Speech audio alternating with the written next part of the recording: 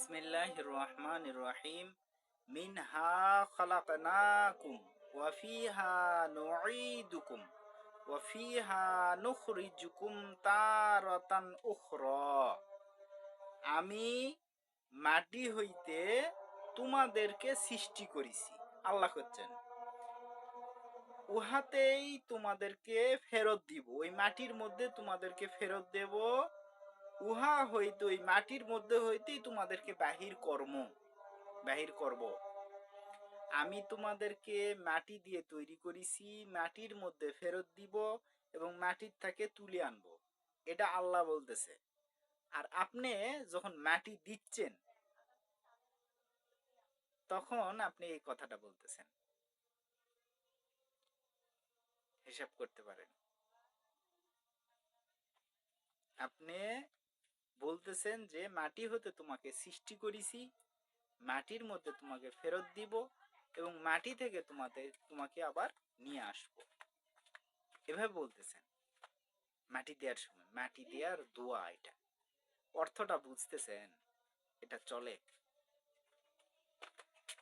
মিনহা খলাকনাকুম, মিনহা তা হতে, মাটি হইতে তোমাদেরকে আমি সৃষ্টি করেছি। ওয়াফিহা নুঈদুকুম, সেখানে তোমাদের ফেরত দিব। ওয়ামিনহা, সেখান হইতে নুখরিজুকুম, তোমাদেরকে বাহির করব তারাতান উখরা, পরবর্তীতে আরো একবার। ওয়ালাকাদ আরাইনাহু আয়াতিনা কুল্লাহা ফাকাযযাবা ওয়া আবা।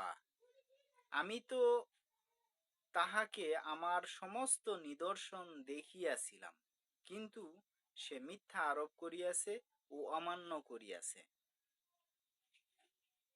আমি অবশ্যই সমস্ত জিনিস তাকে দেখিয়েছি, ফেরাউনকে সমস্ত জিনিস আল্লাহ দেখাইছে, এরপরে সে অমান্য করছে। আল্লাহ তাআলার সমস্ত শক্তি ক্ষমতা আপনি জানেন না, জানতেছেন না, দেখতেছেন না, তারপরে মানতেছেন না। তাহলে আপনার হিসাব কিতাব তো তার সাথেই হবে, তার সাথে তো হওয়া উচিত নাকি? কার সাথে হওয়া উচিত? যে যেই কোয়ালিটির লোক, যে যেই রকম স্বভাবের লোক, তার সাথেই তো হাসর নাসর হওয়া উচিত। যারা নামাজ পড়েন না, বলা আছে যে তাদের হাসর নাসর হবে ফেরাউনের সাথে। যারা নবীর অনুসরণ করে, ইবাদত করে, তারা নবীর সাথে থাকবে জান্নাতে। এটাই তো বলা আছে সব জায়গায়। আপনি কোন কোয়ালিটির? আপনি সারা জীবন নামাজ পড়বেন না, ইসলাম চলবেন না, আর বলবেন যে আপনি